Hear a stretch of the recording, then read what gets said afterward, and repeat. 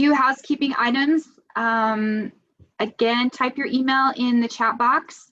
If you haven't done so already as you're coming in, use the chat box to ask questions. At the end of the presentation, we'll review those questions. Turn on your video and camera if you can.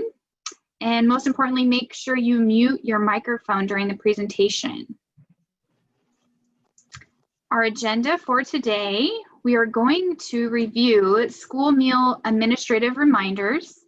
We're also going to talk about COVID-19 Child Nutrition Response Waiver number 56, school food,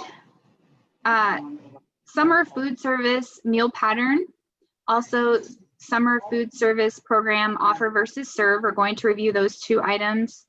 We're also going to touch a little bit on food safety and the risk levels. And then we will wrap up with information you need to know and questions and answers as we have time. So to start off, I'm going to pass this on to Sean. Maybe. She disappeared. I am here. Thank you, Allie. Yes, you're welcome.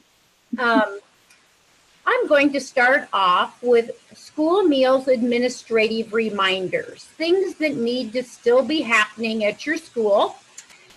Please complete and update your school year 2021 school meals application packet in the CNP system.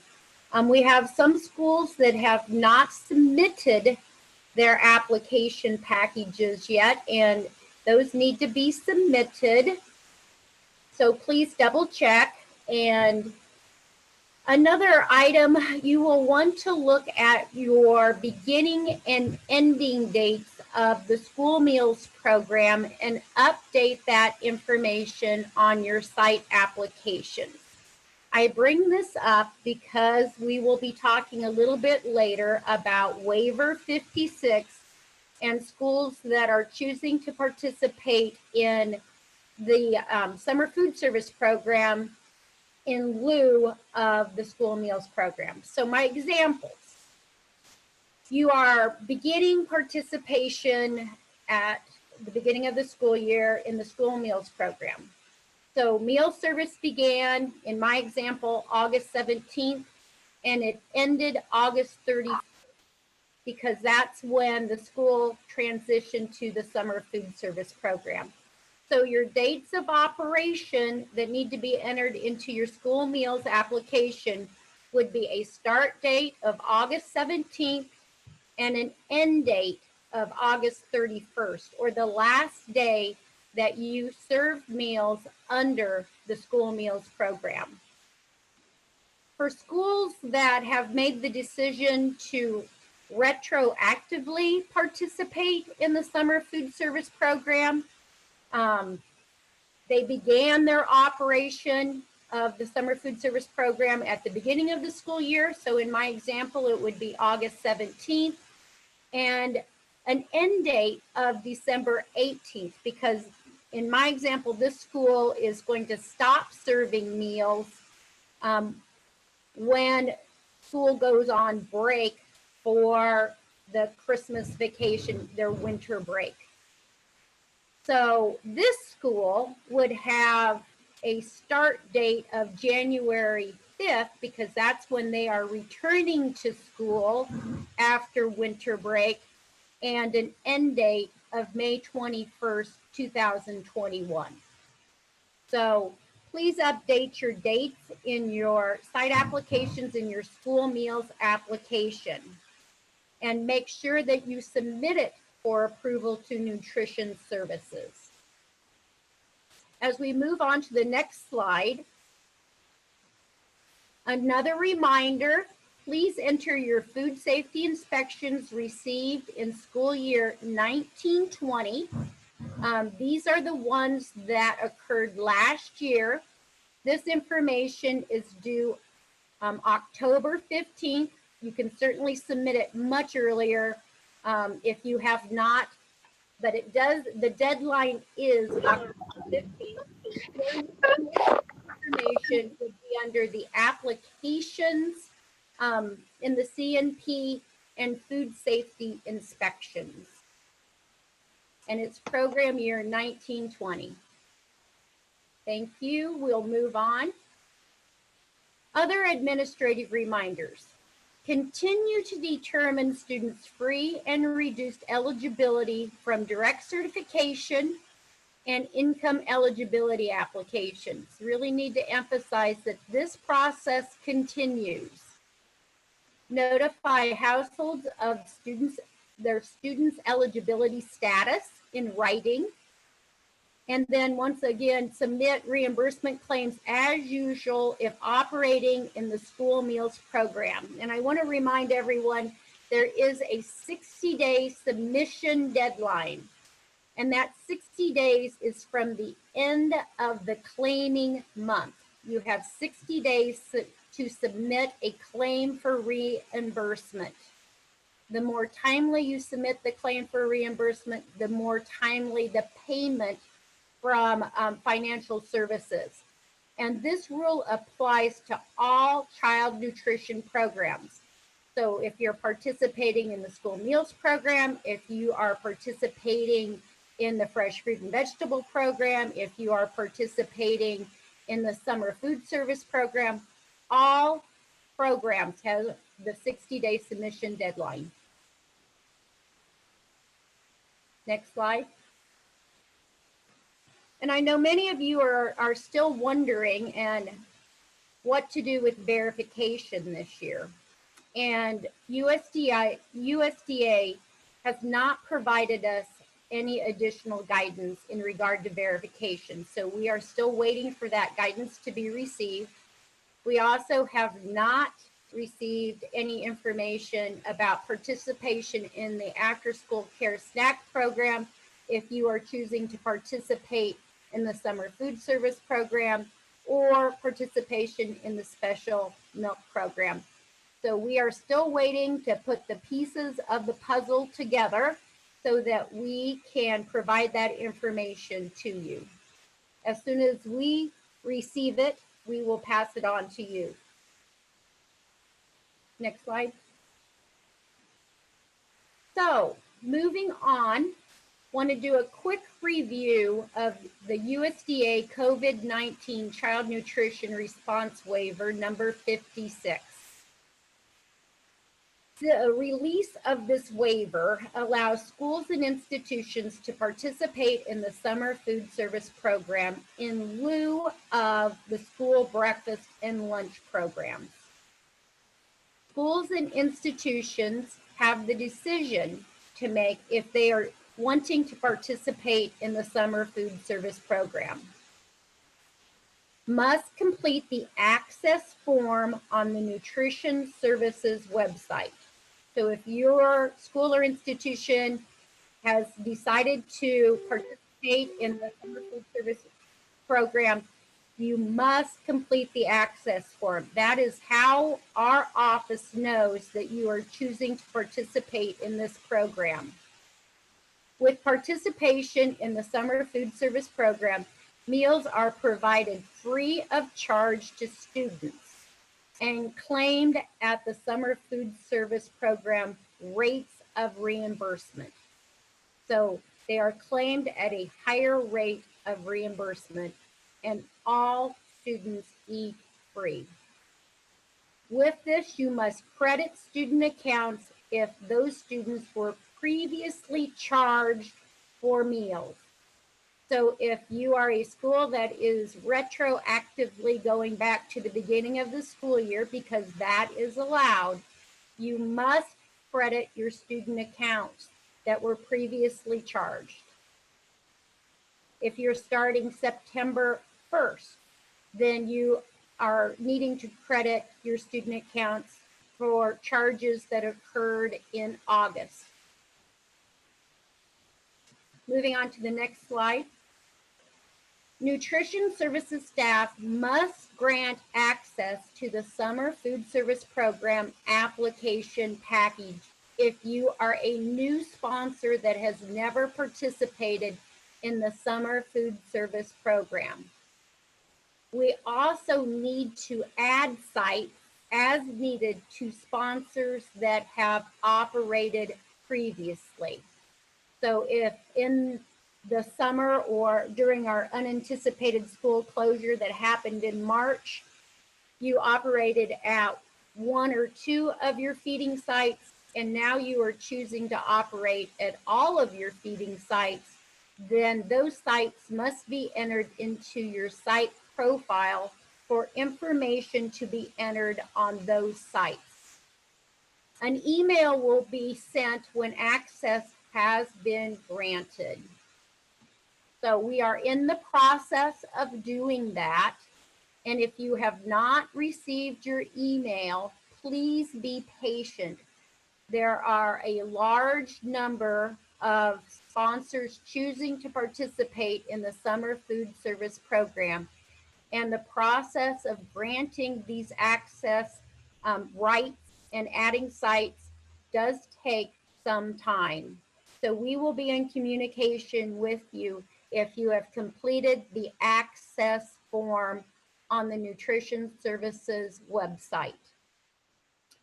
The effective date for the summer food service participation, beginning of the school year or any time after through December 31st. And this is dependent on USDA funding. So it is not a guarantee the funds will last through December 31st. If the question is in your mind, well, what happens if we want to start October 1st? That is certainly acceptable. You can start anytime from the beginning of the year through December 31st. That is a school's decision of when they are choosing to participate in this waiver for summer food service. The next step would be complete the summer food service application package. This must be completed, and Katie Parch has sent the summer food service program application guide in an email to all sponsors. The guide walks you through the process of completing both the sponsor and site applications. So please refer to that guide. Next slide. Well, on the application, the sponsor must indicate how they will be operating. If you select that you will be operating as an open restricted site, this means that you will be serving your enrolled students and only your enrolled students. This is allowed because there is a limit to your service capacity. So limitations to service capacity. And in the situation of COVID-19, where social distancing and safety are major considerations, this is certainly acceptable only to provide meals to your enrolled students. But you do need to make sure that you have indicated on the site applications that this is an open restricted site. Sponsors also have the option of operating as an open site. An open site means that you will be serving children 1 through 18 years of age. So a school must have a mechanism for providing these meals to students that aren't enrolled in their program. Certainly can serve your enrolled students, but it's also providing meals to other children. So how will the school do that? Do they have the administrative capacity to do that? Will it be a safe distribution? So things to consider when deciding if your sponsor will be choosing to operate an open site. Next slide. For sponsors that are utilizing waiver 56, you must determine eligibility for each site using the following criteria in this order. So no matter if you are choosing to be an open restricted or an open site, you must determine eligibility for each site using the following criteria. Number one, first priority. Is enrollment over 50% free and reduced as indicated on a site claim? The site claim can be any claim from the previous year. So is enrollment over 50%? Number one criteria. If the site doesn't meet that criteria, then is it located in an area eligible location? And you would use the census map that's indicated in the application guide that was sent to you by Katie to determine, there's a link that you would use to determine based on the USDA census mapper, if the address for where the site is located is in an area that has over 50% free and reduced eligibility. If the site does not meet one or two, then the site can utilize the statewide area eligibility waiver. But it is a 3-step process. It's actually, if 1 isn't met, 2 isn't met, then 3 applies. If 1 is met, then you stop the process, and it is based on free and reduced eligibility. So I hope that is clear to everyone that you have to determine this for each one of your sites. The next bullet on the slide is, after you've done all of those things, you will complete program year 1920 Summer Food Service Program application, the application package. The program year for summer runs October 1st through September 30th.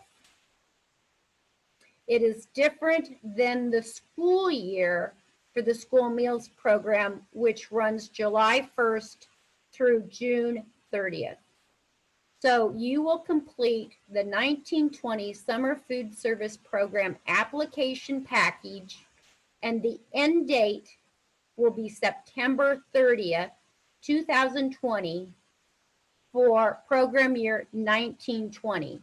If you are a sponsor that is choosing not to participate till October 1st, then you would not complete this application package. You would complete the package for program year 2021. For sponsors that are choosing to retroactively go back to the beginning year of the school year or start in September, you will have to complete this program application and then the application for program year 2021. If you'd move on to the next slide, Allie. We are asking that you not complete the program year 2020 application till October. The application package will be released and made available in October for sponsors to complete for the program year. So the beginning date of October 1st with an end date of December 31st, or the last day meals are served prior to winter break if the sponsor is choosing not to provide meals during winter break, which is certainly at the sponsor's discretion. Meals do not have to be offered on weekends or non-school days. They can coincide with the school week. Eventually, you will be revising your school meals application with a start date, in my example here, of January 4th, or the return to school after winter break, the first day of meal service, and in my example, that is January 4th, or when school resumes for second semester. You will want to complete this in December or early January.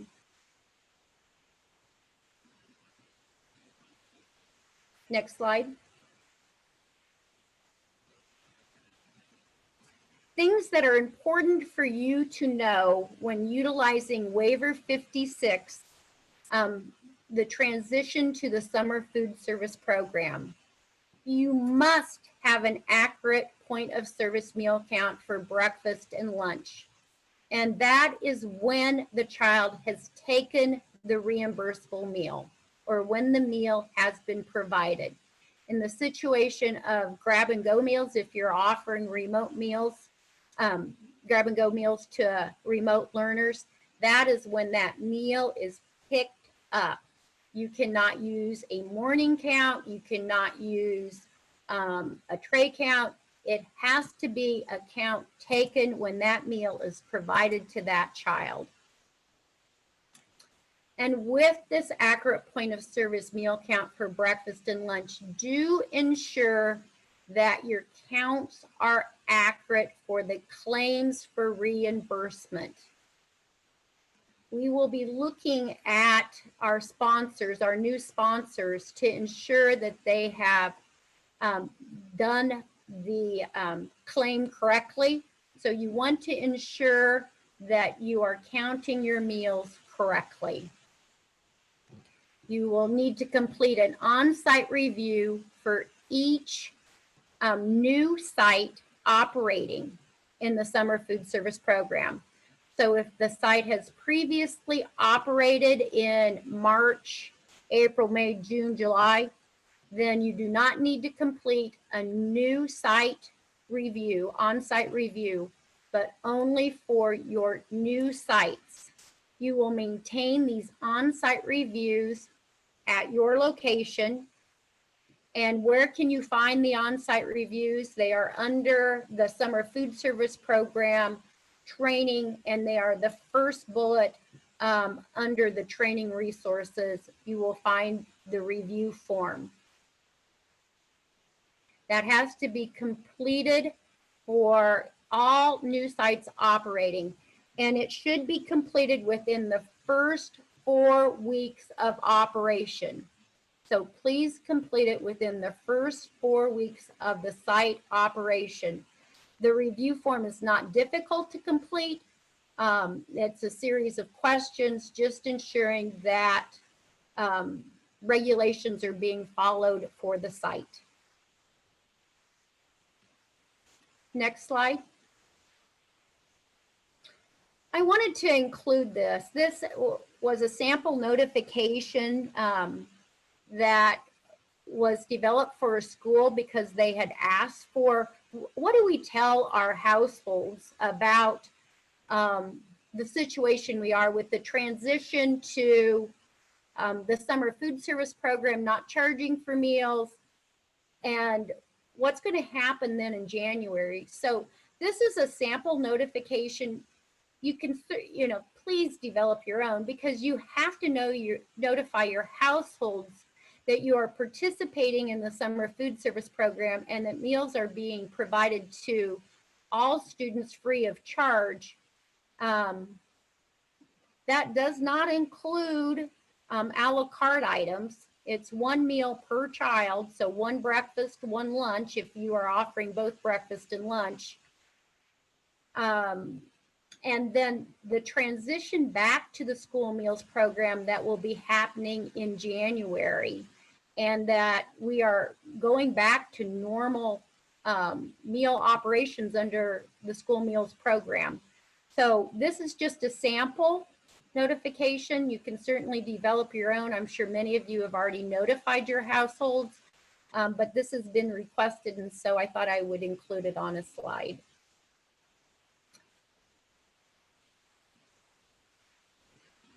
And I'm going to turn it over to Donna, who is going to be talking to us about the different meal options available in the summer food service program.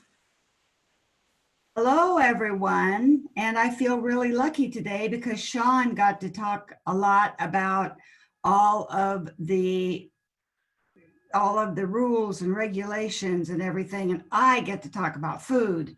How cool is that? So I know we talked about, or Sean and Katie talked about the meal pattern options in the summer food service program last week, but we thought maybe we'd go over it again, and then you would have some time to ask some questions. You know by now that to operate in the summer food service program at this time, you have two options for meal patterns. You can follow the meal pattern for the school lunch and breakfast programs, otherwise known commonly as NSLP lunch and SBP breakfast, or you can choose to follow the meal pattern for the summer food service program, the SFSP meal pattern. Now, you must indicate on your summer food service site applications which meal pattern is being utilized, and it's very important to understand that you must choose one meal pattern to use for all students. We have been asked, well, can I use the school lunch meal pattern, NSLP, for on-site learners? Because it's good to keep continuing with that, and the SFSP meal pattern for remote learners. That's not possible to do that at the same time. You have to be using the same meal pattern for all students at the same time. However, let's say that all of your students, 100% of your students are on-site learners. You can use the NSLP on-site, and then you have to actually go to 100% students learning as remote learners off-site. Then you could switch meal patterns because 100% of the students were on school lunch, and then it might be easier for you to provide meals to remote learners using the summer food service program. And again, bear in mind that you have to have 100% of your students on one meal pattern, the same meal pattern. And also, if you were to change meal patterns, that should be reflected and changed in your summer food service site applications. Okay, Allie, next one. Okay, I just want to show you where the meal pattern chart is located. Here is a link, and these slides will be posted. The webinar will be posted, so you can use these links. And basically, it's the meal pattern chart is located on the summer food service program training page, which you can see on the left-hand side. It's highlighted, and then the meal pattern chart is highlighted on the right side. So let's take a look at this chart. Next slide, please. Thank you. She's a mind reader. This chart is something you looked at a little bit last week, and you notice that the food components are listed on the left-hand side. I chopped up the meal pattern chart a little bit so I could fit all all four food components on one slide, so it's not complete. But you notice on the left-hand side, the food components are outlined in red. We have milk, and one of the things that makes this different from NSLP is that vegetables and fruits are combined into the same component. We have grains/breads, and then we have meat alternates. So those are the four food components. Now, if we go to the middle of this slide and we look at the columns, we'll notice that in the breakfast column, there are three required components. Milk, vegetables and fruits, and grains and breads are required to be served. So you have to serve all three of those. But the meat alternate component is optional. Next to the right is lunch or supper, and we see that all of the food components listed are required. Milk, vegetables and fruits, grains and breads, and meat alternates are all required. One thing you'll notice that's very different on this meal pattern is that there are no grade groups listed. The same amounts are required for all students. Next slide, please. Let's look a little bit more closely now at breakfast. And you notice that on the left we have some notes, and then we have a green box that is surrounding the three components that are required for breakfast. And then we have the serving sizes that are listed next to that. And note that the serving sizes are different for SFSP than they are for NSLP. We have 1 cup of milk, and that's pretty standard because, you know, milk comes in a 1 cup carton and so on. But the fruit vegetable component is different. You can serve a fruit, a juice, or a vegetable, and the required amount is 1/2 cup. Then we have the grains and breads, and I think that's supposed to be an S instead of 2 there on bread. But anyway, you see a few samples of serving sizes in that category. 1 slice of bread, 1 serving or 1 roll, 1 muffin, 3/4 cup cold dry cereal, and so on. And you know, hey, if you want to eat pastas or noodles for breakfast, I'm all for that. So 1/2 cup in that type of food. And the serving sizes, once again, are the same for all ages. And I wanted to point out that juice must be 100% juice, and that is allowed. But of course, we strongly encourage you to serve whole fruits or vegetables. And the grains that are listed here must be whole grains or enriched grains. Okay, next, please. Okay, next up is lunch. And here we have the 4 required components in the green square or rectangle, and you must serve all 4 components, but there must be 5 items offered from those 4 components. And the 5 items are listed on the left: 1 milk, 2 fruit or 2 vegetable, or 1 fruit plus 1 vegetable, to equal 3/4 cup. The serving size for lunch is 3/4 cup in this component compared to 1/2 cup for breakfast. Then we have 1 grain equals 1 serving.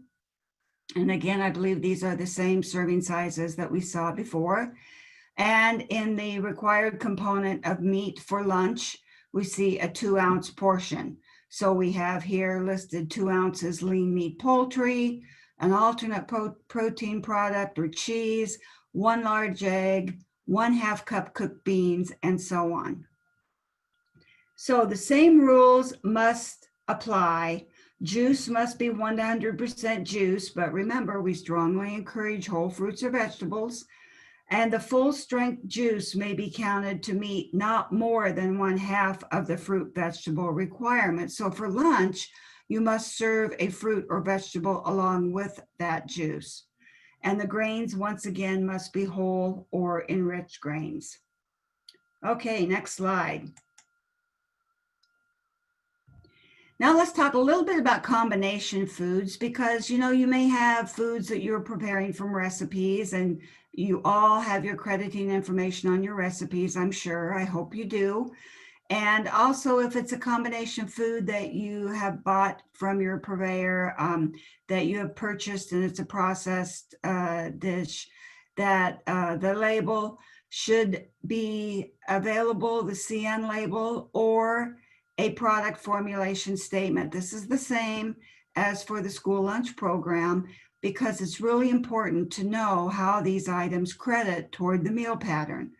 The CN label states the amount of creditable meat, meat alternate, fruit, vegetable, and grain bread. So that's very, very helpful when you have a piece of pizza or maybe some of those other fantastic, wonderful things that those kids love.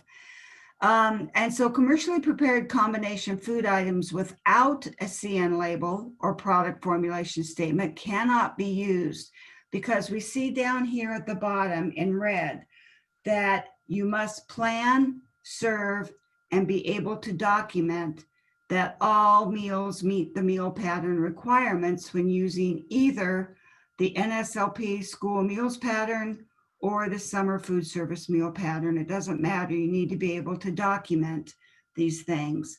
And speaking of documentation, next slide brings us to the production records.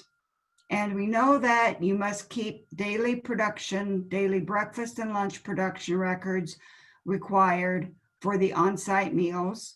And then they're also required for the take-home or remote meals, however you want to, whatever you want to call them. But you do have to maintain separate production records for these meals, because they may be different in their composition, and it's easier then to keep track of how many take-home remote learners you have, how many meals you are making compared to the on-site meals. So separate production records for take-home, off-site, and separate for on-site meals for both breakfast and lunch. And these production records should be labeled with the date and day each meal is intended to be consumed. I know now that I don't have any idea how many schools are doing this, but there are some schools providing meals, more than one meal at a time for the remote learners. So each production record should reflect the date and day each meal is intended to be consumed, not the day these meals are handed out or taken home. And once again, all of these meals must meet meal pattern. Okay, now the fun stuff, offer versus serve. And you know what? It's different, a little bit different in summer than it is in the school lunch program. And here are a couple of guides. There's a USDA SFSP nutrition guide that's over 100 pages long. So definitely, if you pull it up, search for offer versus serve. I think there are 2 pages in it that give a good explanation. And there's also a handout called How to Do Offer versus Serve from FNS that is also very good at explaining how this all works. Next slide, please. So let's talk a little bit about offer versus serve at breakfast in the summer program. Now remember, we have 3 components in breakfast, and you must offer at least 4 items from these components. So the component groups are, once again, fruit and vegetable and grain, otherwise sometimes called bread, bread alternate, and milk. So you need to add either one additional serving of fruit or vegetable, 1 additional serving of bread, bread alternate, or a serving of a meat alternate, which is totally acceptable to do that. Now, in this food pattern, all of the food items must be different from each other. For example, you have 2 different cereals and you think, well, hey, I have 2 different items here, but they are considered to be the same food item because they are both cereals. So we have flake cereal and we have puff cereal, but they're the same. So if a child takes those 2 items, that would count basically as 1 item because it wouldn't count as 2. Another example is apple slices and apple juice. They're from the same food item, both apples, and so they would not count. So different items must be offered, and a child must take at least 3 different food items from the 3 components. And I know we have had people talk about Pop-Tarts and the 2 packaged Pop-Tarts. And there are a lot of other items, I believe, that count credit in school lunch or school breakfast program as 2 grains. But in the summer program, they would be 1 item, such as a 2 Pop-Tart package, or maybe some of those packaged cinnamon rolls or waffles or something like that. Okay, next up. So here's an example. Sample menu for breakfast. There's a 2-ounce muffin, and the size is important here to make the point, and assorted cold cereals, which are 1 ounce, mandarin oranges, and milk. The child must choose the muffin or any of the cereal options. The child must take the muffin. It's a 2-ounce muffin, but it only counts as 1 of the 3 required meal items. Again, going back to what I said a couple of minutes ago, which I'm sure you haven't forgotten yet, so we're not going to talk about it again. But either cereal or the muffin would be good, the mandarin oranges and the milk. Okay, next up, we have lunch, offer versus serve. Now here you have 4 component groups, if you remember, but you must offer at least 5 items from the group. So however many components, either for breakfast or for lunch, you have to offer 1 extra item. from those components. And so that's similar, which makes it kind of nice to remember. Okay, so we have 1 serving of meat alternate, which is 2-ounce equivalent, 2 different servings of fruit and or vegetable, 2 different food items, 1 serving of bread alternate, and 1 serving of fluid milk. And again, all the food items must be different from each other. The fruits and vegetables, for example, there must be different offerings there. And the child must take at least 3 food components, not just 3 items, but 3 food components. Okay, let's go to the next slide and see an example. We have an example for a menu of roasted chicken, yogurt, rice, broccoli, apple slices, and milk. The child must choose at a minimum 3 components. Now you have 4 components, 5 items, but it must be a minimum of 3 components. So let's say the child chooses chicken and rice and broccoli. That's a go. That's a reimbursable meal. Yogurt, rice, and broccoli. Each of those is from a different component, and they can choose more than that if they want, as long as they have a minimum of 3 components. And that's also a reimbursable meal. Number 3, chicken and yogurt and broccoli. Nope, doesn't make the cut on that one because the chicken and yogurt are both from the same component. So the child has taken 3 items, but they are from just 2 components. Okay, so that's basically the meal pattern that we wanted to go over again. And if you have any questions, please put them in the chat box. And do you have to provide meals for remote learners? We thought we'd go over a few of the basic considerations we've talked about before, because there are some questions being asked about this. And so we want to refer back to the response waivers, the COVID response waivers from USDA. And one of these is the non-congregate feeding waiver that states that school meals may be provided to students who do not attend school in person. And actually mealtime flexibility and parent pickup may also factor into that. But they may be provided, which means that no, it's not required, but they may be provided.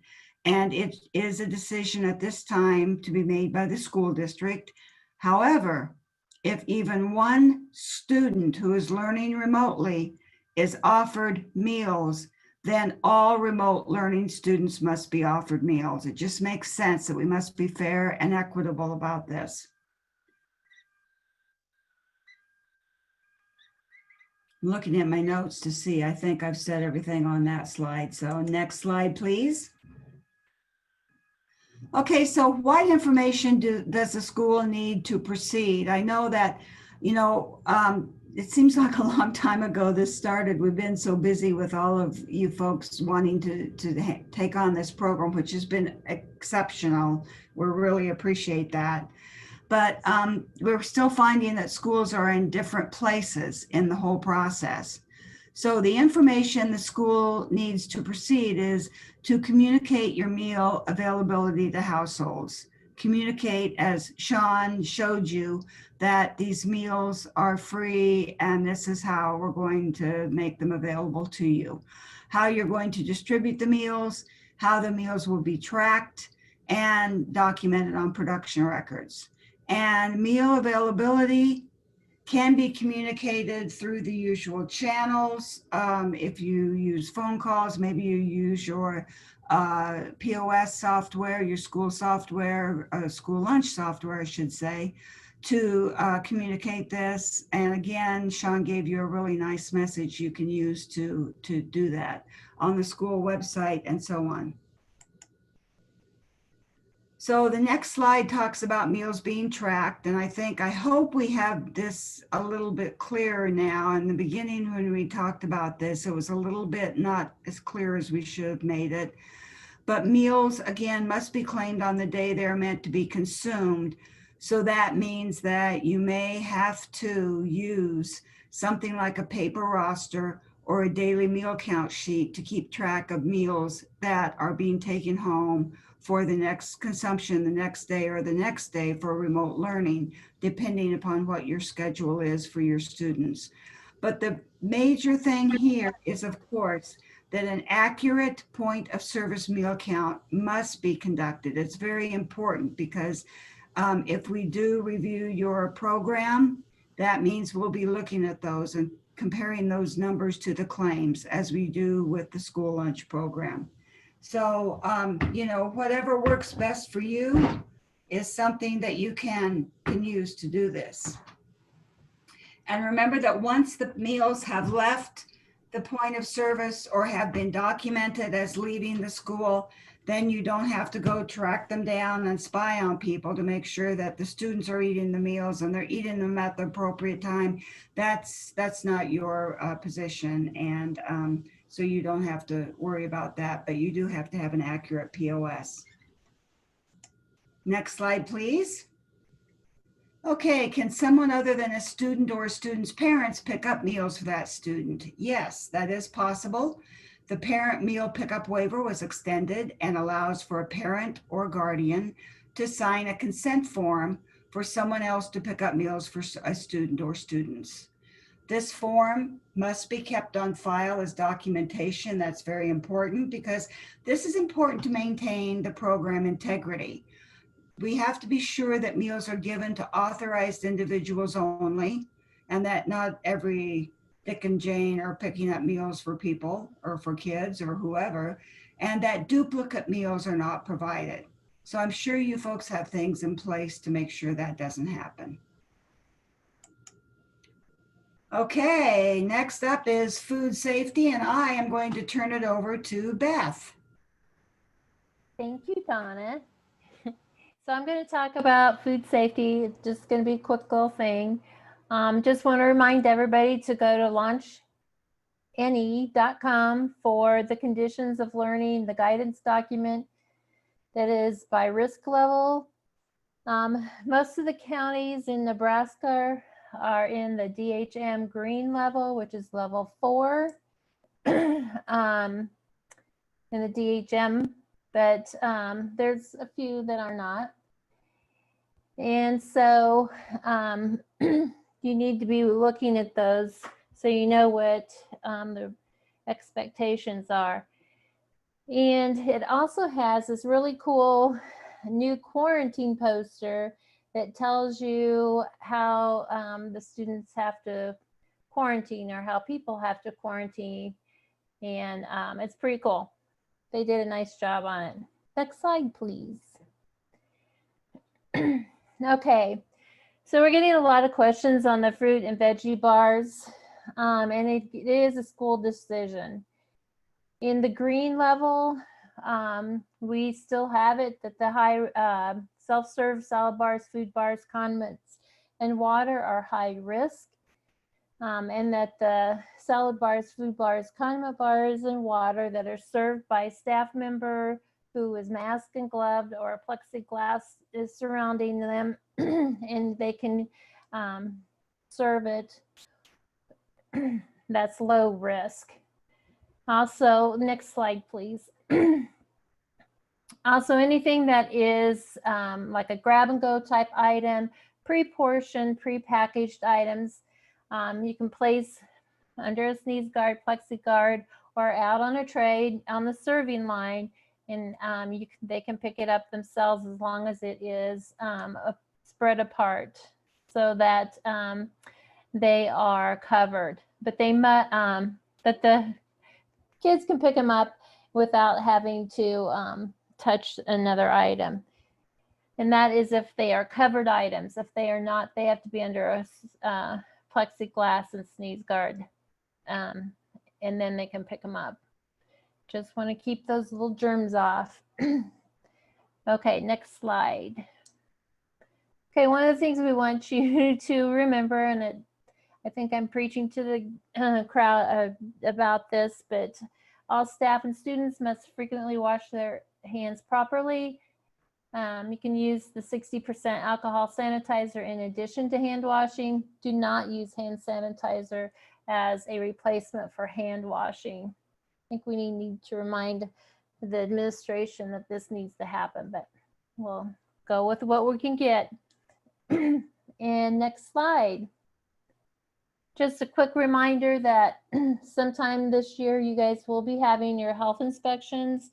They're going to try to get out to you at least once. They may come out twice, depending how COVID runs. I know that a few people have had inspections. They're out now that most people are in the level 4 green level of the DHM. And but if we go back, I don't know that they are doing them in Lincoln since they're in a higher level.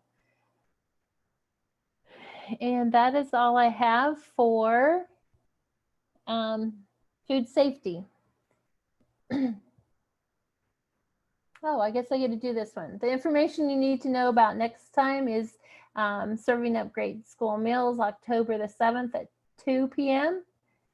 And the previous Serving Up Great School Meals recorded and are available on our www.education.ne.gov/NS.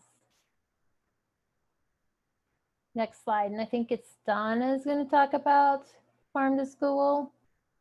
Yes, Allie, do we have a couple of poll questions? Oh,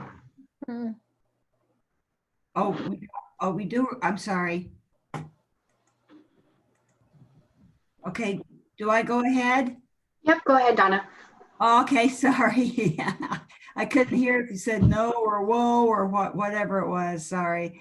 Yeah, I want to talk a little bit about farm to school because Sarah couldn't be with us today. And so she roped me into doing this for her, which I don't mind at all because this is a really great event, and working with Sarah in farm to school has been it's a wonderful experience. There is a link in your chat box for the Mountain Plains Crunch. And as you know, in 2019, last year, you probably heard we won the Mountain Plains Crunch Off against 8 other states. So you're supposed to help Nebraska defend the championship for our 2020 Mountain Plains Crunch Off. Crunch into a local apple or other crunchable local produce on October 22nd or any day during the month that works for you. October is also Farm to School Month, and we want to hear the crunch of local produce all throughout the state. Nothing but crunching going on here. So be sure to register so your crunches are counted. The registration link can be found in the chat box also, or you'll also find it on our Nutrition Services Farm to School web pages, where you can also explore other resources and some tools. You have some marketing tools there for the Crunch Off. So you'll also receive a Mountain Plains Crunch Off toolkit once you register. So start making your plans to crunch in October and give yourself, staff, and students a great reason to celebrate during this time. And next slide, please. We also want to bring your attention to and remind you about Nebraska Thursdays. There's still time to register and participate in great giveaways happening in October. Nebraska Thursdays supports schools in adding local to the plate on Thursdays during the school year. So we have currently more than 45 districts with almost 300 sites and at least 94,000 Nebraska students registered to participate this year. Every site that participates will receive a free and colorful vinyl banner, just like the one shown there in the picture underneath the tower. And to promote the program, and 2 districts will win 1 full tower garden package. And that's what you see above the banner. And I'm thinking about getting one of those for home. That would be great, wouldn't it? Have lettuce all year long. We've extended the deadline to October 15th to register. So please do so to participate in these giveaways. And next slide, please.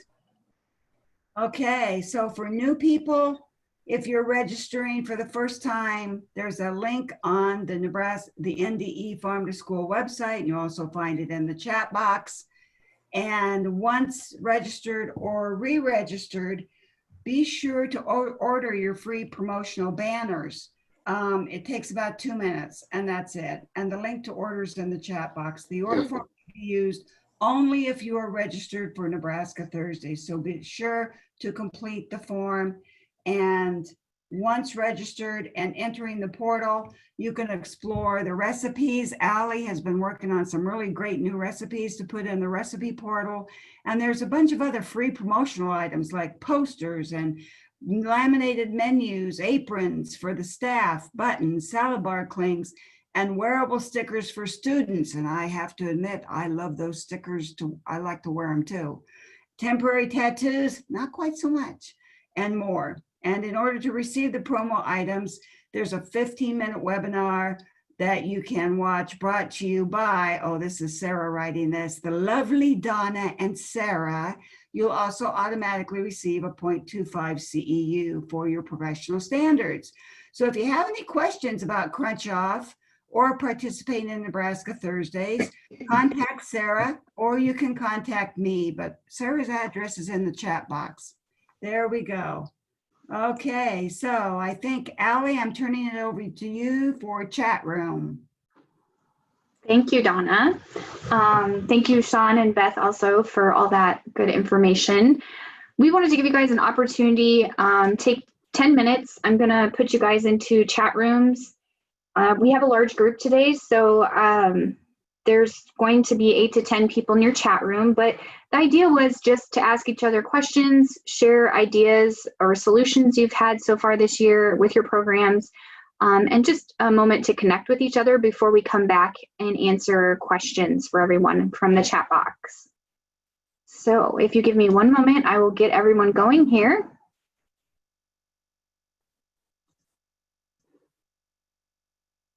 And see you in 10 minutes.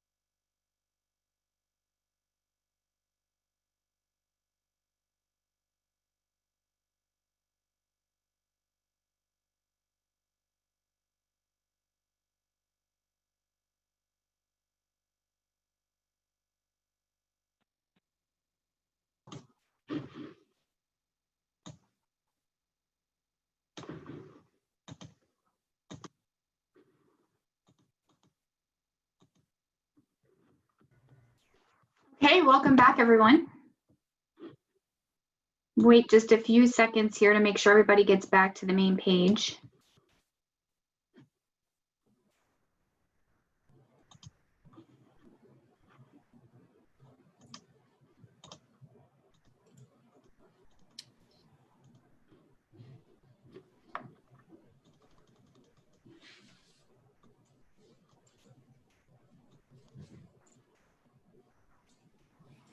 We're going to move on to the question and answers portion.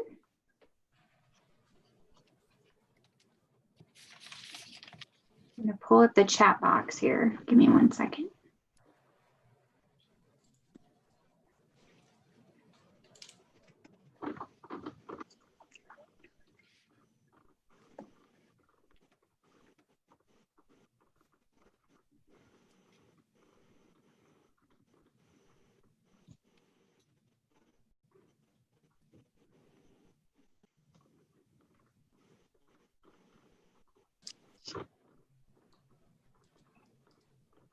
There's a lot of people that are on here, sorry. So it's taking me a minute to get through all the names. I'm sorry, I apologize for the wait. Give me 1 second.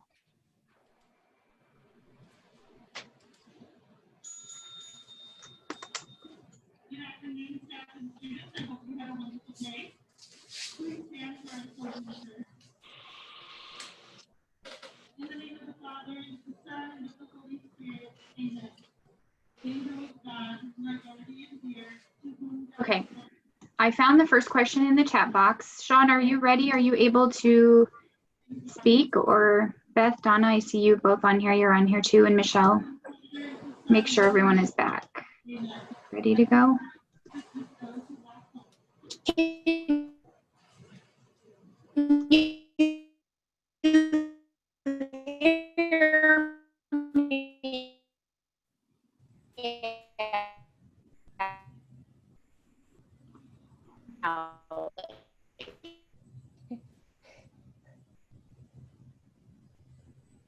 Is that Sean attempting to talk?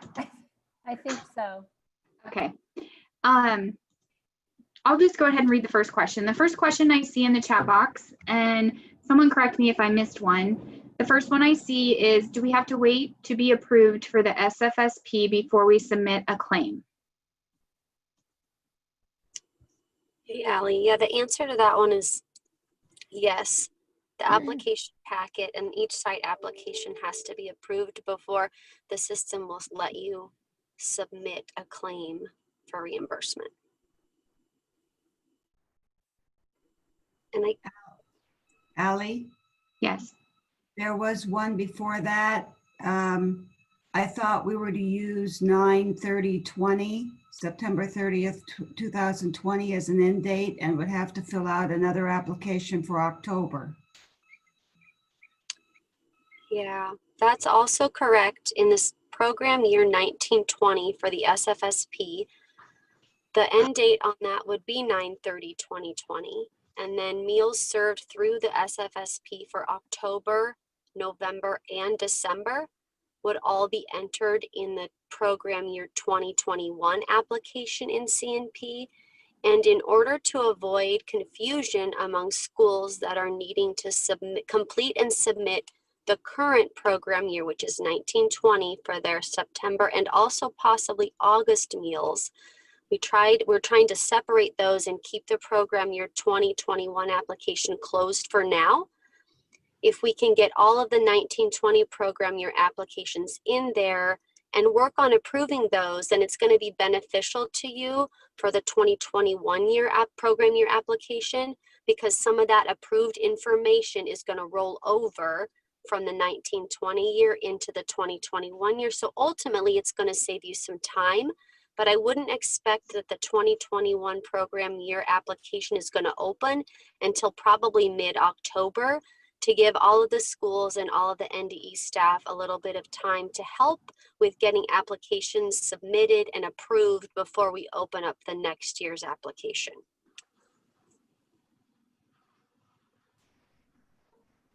Thank you, Katie.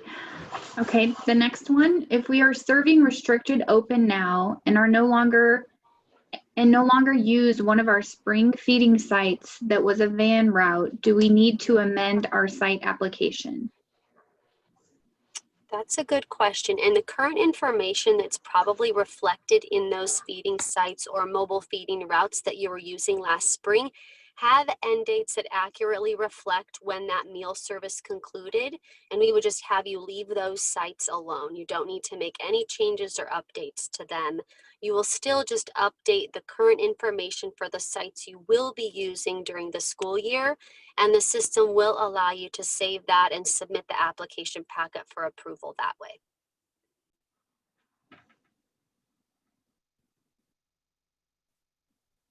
Okay, the next one. For October, do we open a new year for SFP? Yes. Yeah, I think we answered that. Yes, Yep. that'll be a new program year. We just won't open it until Yep. middle of October. Okay, here's a question. If you did not resume SFSP until 9/14/20, does the NSLP need to be dated from the beginning of the school year until 9/13/2020 and then Correct. reactivated for the end of December, January? Correct. Yeah, There's no that is application. correct. Katie, can you hear me? Yeah, I can. Great. The program operated from the beginning of the school year till September 13th. And so those are the current dates of operation. And so that would be entered in. And then the school is not resuming till January because you are participating in the summer food service program as of September 14th.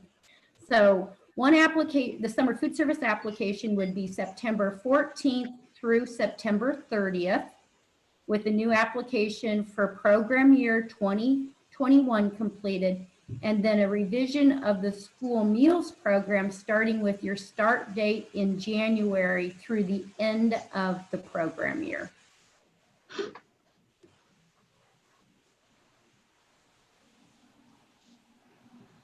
Next question.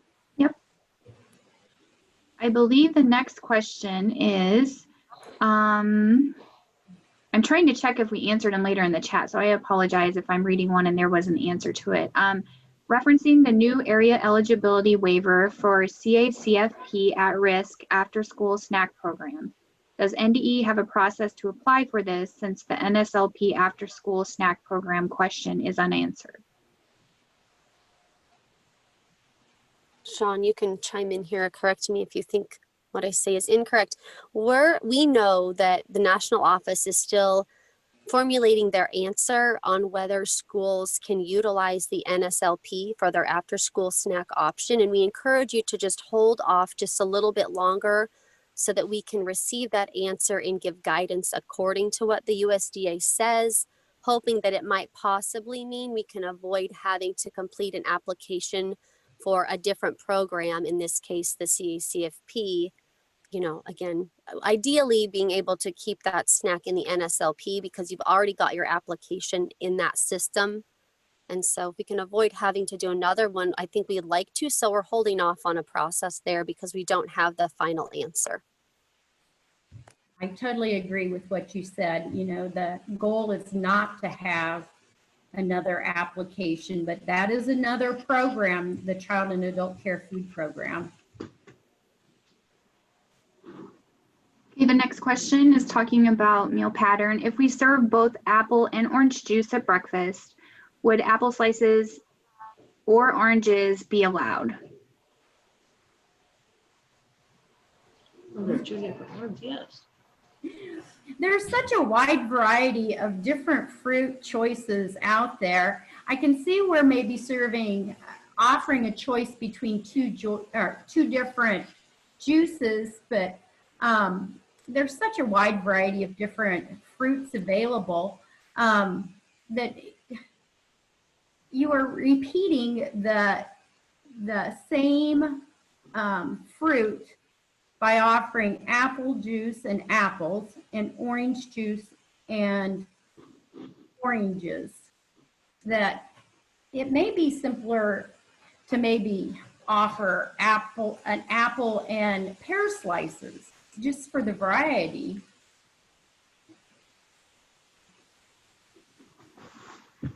Okay, the next one, we have 2 children who are under COVID quarantine due to a sibling testing positive. We are providing packets, not remote learning. Are they still eligible to receive meals? They're receiving instruction, correct? I think that's the question. They are receiving instruction and they are considered in school. And under the summer food service program, they are eligible to receive meals because of the eligibility of the site open. But if you are offering meals to those students, then you have to offer meals to all of your remote learners.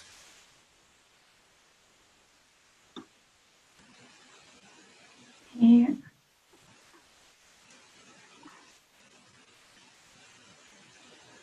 Here's a question on the SFSP permanent agreement. Who is our authorized rep? Is this our principal or our food is Your brought authorized in? representative is the person ultimately responsible for the rules and regulations of the program.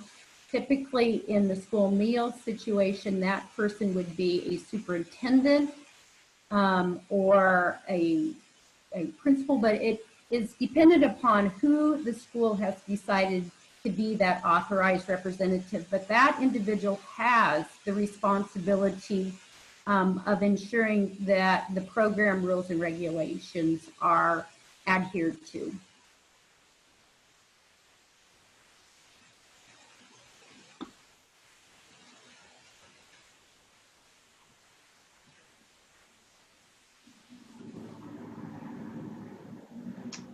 Okay.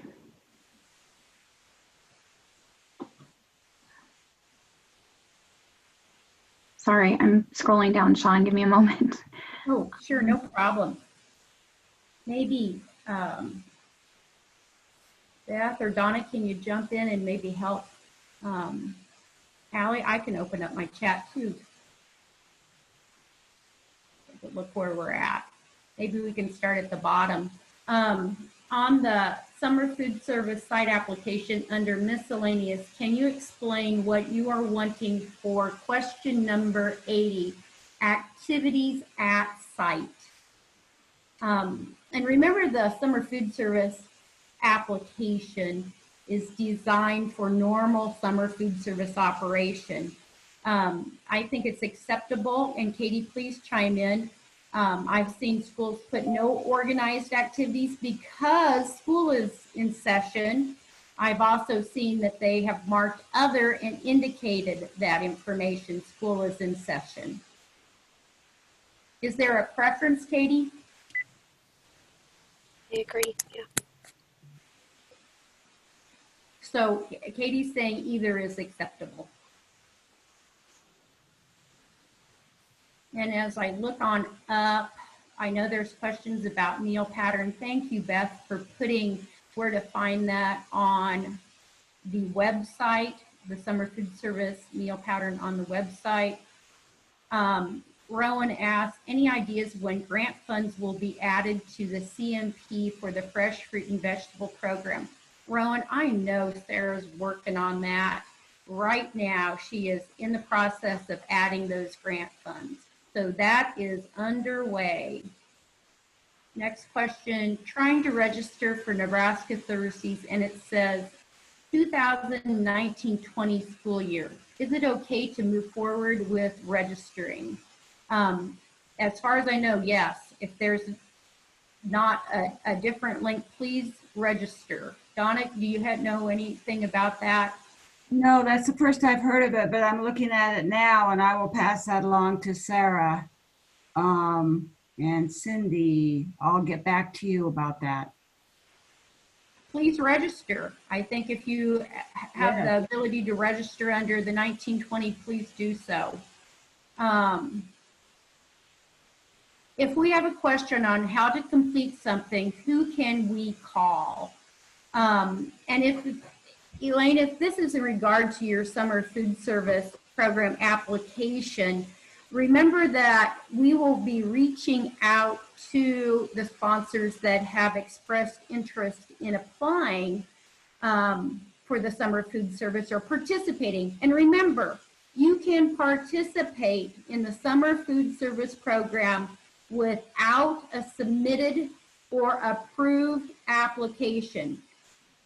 You can participate. And I know earlier on in the chat, I had seen someone asked about, we can't submit a claim without an approved application, and that is true. You cannot submit a claim without an approved application, but you certainly can participate without a submitted or approved application. And that is not normally the case, but under this situation, with waiver 56, USDA has allowed that flexibility. Now, who to call if you have questions in regard to completing something, you can reach out to any of us on the nutrition services team. We're more than willing to help you. Just keep in mind that we are in the process of trying to get everyone access to the summer food service application. So, you know, timeliness of our response, we certainly want to get back with you as soon as possible, but please understand there may be a little bit of a delay. I also want to mention that Sarah, I messaged her. She says, yes, go ahead with the registering, even though it says 1920.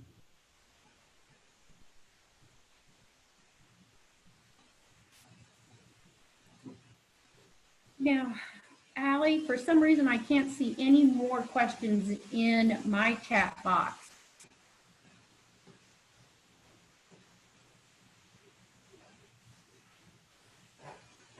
Okay, there was one question. I don't think was answered. On the budget portion, do we use costs for August through September for 1920 and then October through December? The budget will, oh, Katie, are you there? I'm here. Go ahead. The budget prompts you, it's for the number of, it figures your rate of reimbursement based on the number of operating days that are indicated in the calendar for, let's say in this example, September and August. And it determines that reimbursement rate. So it takes your estimated average participation times number of operating days times the rate of reimbursement for both operating and then a separate area for administrative. And so when you are completing the budget information, you are essentially trying to stay within that budget of your reimbursement. Okay, so the form is divided into really 4 sections where it has operating reimbursement, administrative reimbursement, operating costs, and administrative costs. The cost should be close to what the reimbursement is. And Sean, I believe we've asked all the questions in the chat box. Unless I've missed something, someone please speak up. But if anyone has a question that they haven't typed in that they would like to ask, you can surely just unmute yourself and ask that now too. Well, I see that Jackie has just asked, where would I find a sample letter to send to our household? And Jackie, I gave that just short example, that sample notification in the presentation. Every school, because of their start date, we have not developed a template for schools to use because it is dependent when your school is starting, okay? And I think, does anyone have a template that they would like to share with Becky? That letter would probably need to include just a few bits of important information, like when your school will either begin participating in the SFSP to provide the free meals, or the date of the retroactive implementation of it, so you can let parents know at what date the meal charges on their students' accounts would be credited.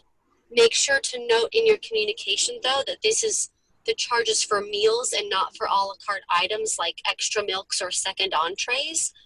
And then I think other schools have indicated in this communication the expected end date of this program, which is December 31st, 2020, or when the funds allocated for this option are all gone. Whichever of those is first would be the end date. So make that clear to them, and then also share that you'll communicate with families as quickly as you can once you're aware if the end date is going to be sooner than the 31st of December, and let them know that they will transition back to paying for meals through the school lunch program based on their eligibility status. There might be other big pieces there, but I think those are the main factors or pieces of information that schools have shared in their communication. But you asked a great question, Sean. If someone has one developed that they'd be willing to share, I'm sure that would be appreciated. You know what, you might also, you know, when I had a school ask me also, and I just Googled a school district and I just sent a sample to another school that they could use as a prototype. Great idea, yeah. What else do you have for us? What other questions are you wondering about? I noticed that Michelle had answered a question in the chat, and that was in regard to what do we put for our pre-operational site visit for our new sites. And the pre-operational visit just needs to happen before the site starts. So you can put in a date prior to the site actually serving meals. So if the program is starting October 1st, then the pre-operational visit date could be September 30th. It could be September 29th. The pre-operational visit just ensures that the site is able to operate. You all know your sites are able to operate. So just a date prior to the start of the program.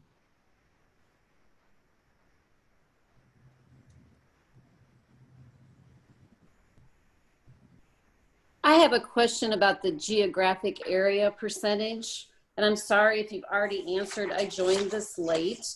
Our school has 2 different counties. We have 3 to 4 different towns. So when I look it up, I don't feel like I'm getting accurate information. Didn't know how I should answer that.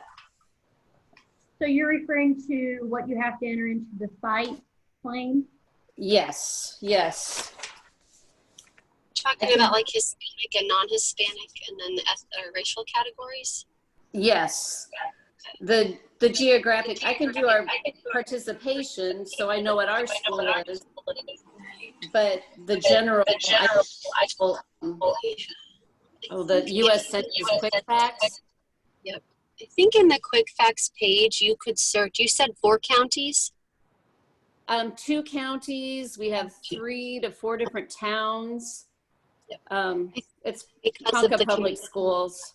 Yeah, you're going to have to search at county level. I don't think the towns are going to be available. The data for the smaller towns is going to be available in the Quick Facts data. So Okay. Search by the 2 counties. I think you can get 2 columns to populate based on the 2 counties you're searching. You could look at the racial ethnic makeups of those 2 counties. I'm guessing they're quite similar. So Okay. I don't think there's going to be any significant differences. Therefore, you could just choose one of them when reporting the geographic area information for the racial and ethnic categories in the Okay. site application. Yep. All right, Good question. thank you. Yep. Any other questions that you'd like to enter into the chat or unmute and ask?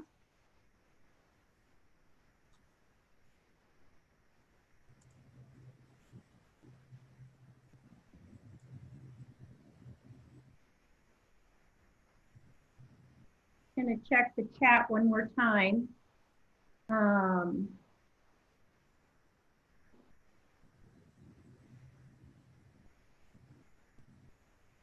Sean, Yes. was the question answered? They're asking where they identify what meal pattern they're going to use in the site application, where that's at. It is located in the section where you indicate, it's right above the calendar section for both breakfast and lunch. You have to indicate what meal pattern will be used, and it's a drop-down box. It's And 41 for breakfast, Sean. I can't recall what it is for lunch.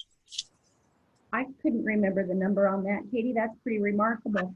But it is a drop down. And if you are continuing to utilize your school meals pattern, I believe it's like, it comes up as like NSLP food based. And so that's what you would indicate. Kathy, if you're listening, I can return your application if you need to make a change to it.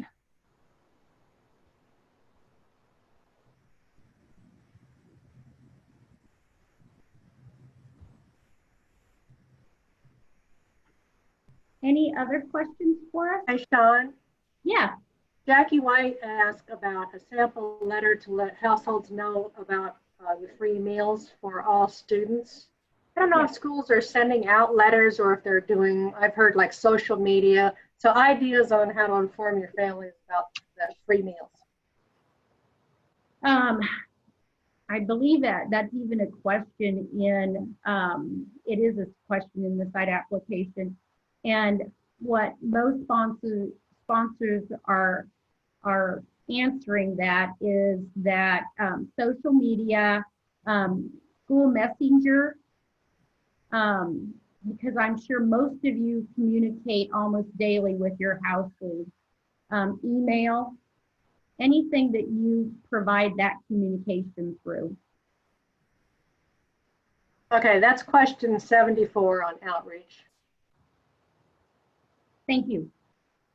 These girls know their numbers on their applications.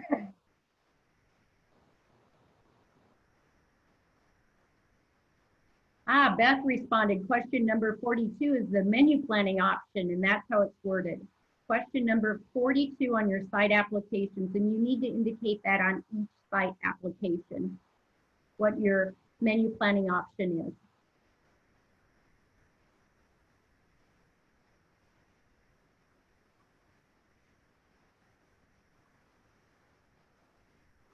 Any other questions?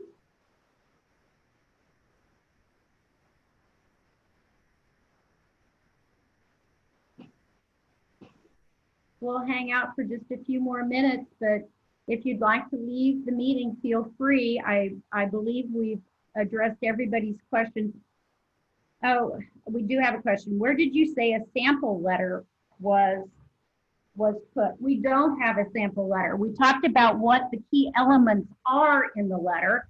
And Allie, if you want to go back to that sample notification that's in the PowerPoint, we can kind of look at that a little bit more. And maybe that will be helpful. And this is a sample. This is not what you should use. You know, this, make it your own, but you need to let them know why this is happening. And Allie, you're right there. You're on it. You were on it.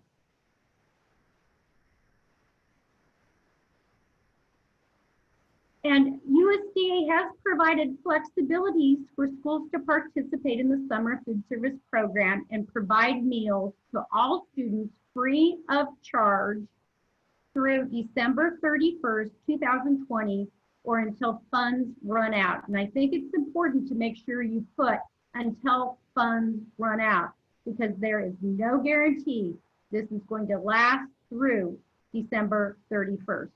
And this is where you would also indicate when you started providing this service. Okay, what is your start date for doing this? You know, as I said earlier in the presentation, many schools are starting many schools started Monday of this week. I know there are many schools that are starting as of October 1st. And then we have those schools that started, that made the decision to go retroactively back to the beginning of the school year. This is a school decision to be made. The one thing with going retroactive backwards is student accounts need to be refunded and households need to know of that refund. And it's not necessarily you're refunding money, you're crediting accounts. You are crediting the student's account. And then the memo goes on to say, or this little sample notification, there will be no charge to your student's account to receive a breakfast or lunch meal except for an extra milk or other a la carte food items. Important for households to know that this does not include all of those extras kids want. You can certainly charge for them, but the program only reimburses for one breakfast, one lunch per child. Based on current guidance, and then you would insert your school name, will begin participation in the school meals program, because once again, back after winter break, after kids return, as far as we know, as of today, it's back to normal operations with participating in the school meals program. And then you may want to remind your families that meals, and I can see there's a typo, meals will be charged at, and then list your meal prices so families are aware of what your meal prices moving forward in January will be.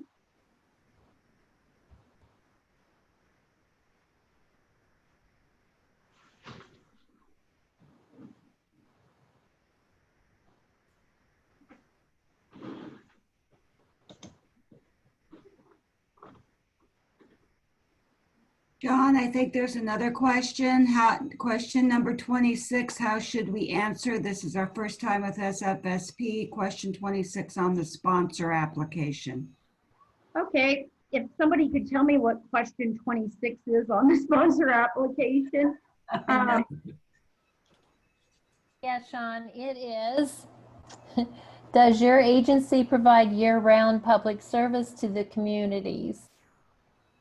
The answer is, we have determined that the answer is yes, that you are a school providing a service in the community. So the answer is yes.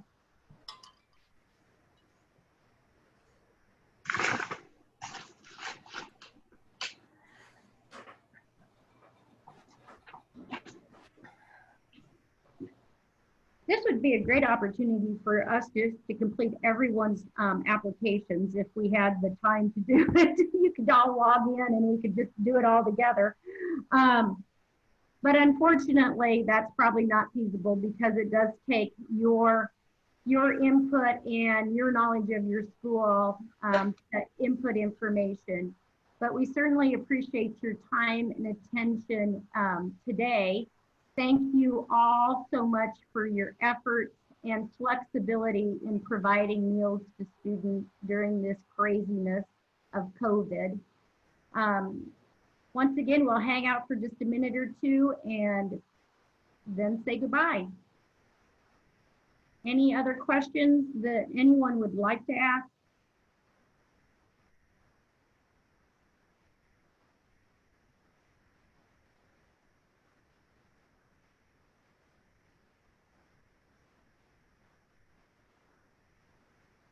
Thank you.